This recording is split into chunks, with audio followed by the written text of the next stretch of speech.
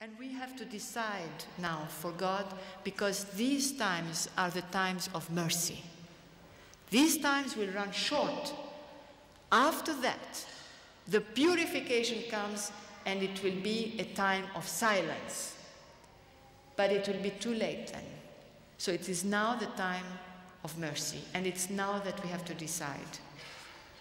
The Father says, and when he said this, I felt his heart so grieved, and his voice was so grieved.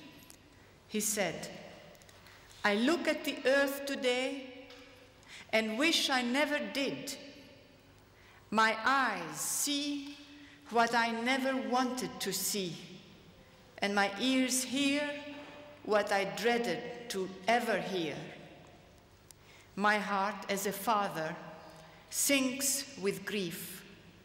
I fashioned man to have my image, yet they have degraded themselves, and today so many of them have taken the likeness of the beast. My heart pains me, for I see to the ends of the earth, and what I see is not according to my heart's desires.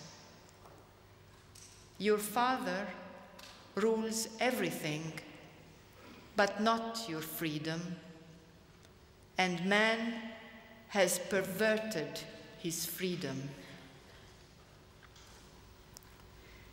We keep forgetting, and we are dirtying this image that God has given us. We are sons of the Most High, daughters of the Most High, where Jesus said, and he was saying it with all his heart. He was calling out at that moment, and I took this dictation. He was saying, sons and daughters, you are the offspring of the Most High. You descend from sovereignty and splendor. You belong to us, the Trinity. You belong to heaven. You are of royal descent. So why? Why do you listen to the beast? You are blessed in our image, not of the beasts. You are all meant to walk in the courts of the Mighty One. So allow me to clothe you in my splendor. Open your heart, and I shall save you.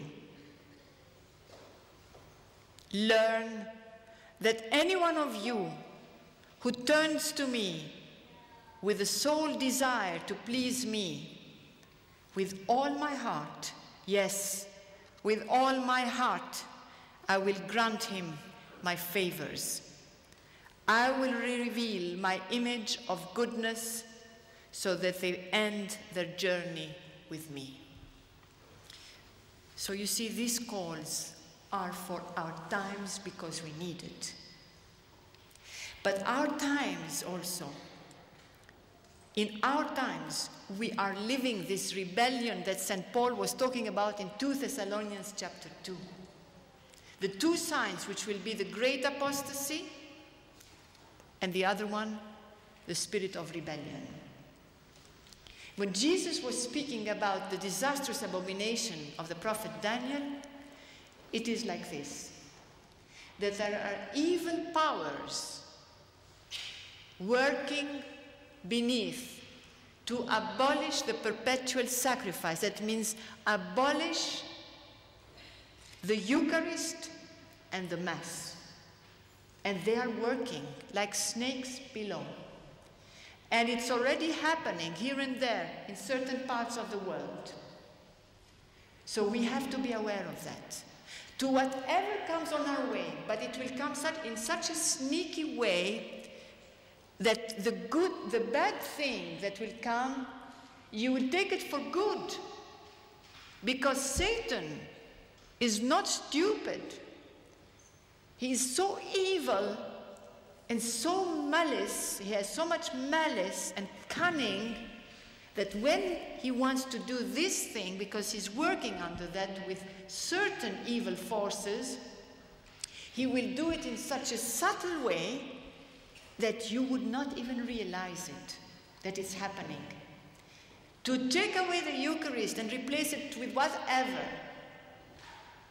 and you have to be aware, to whatever other doctrine that comes on your way, that takes the institution of the Eucharist that Jesus Christ has given us, beware.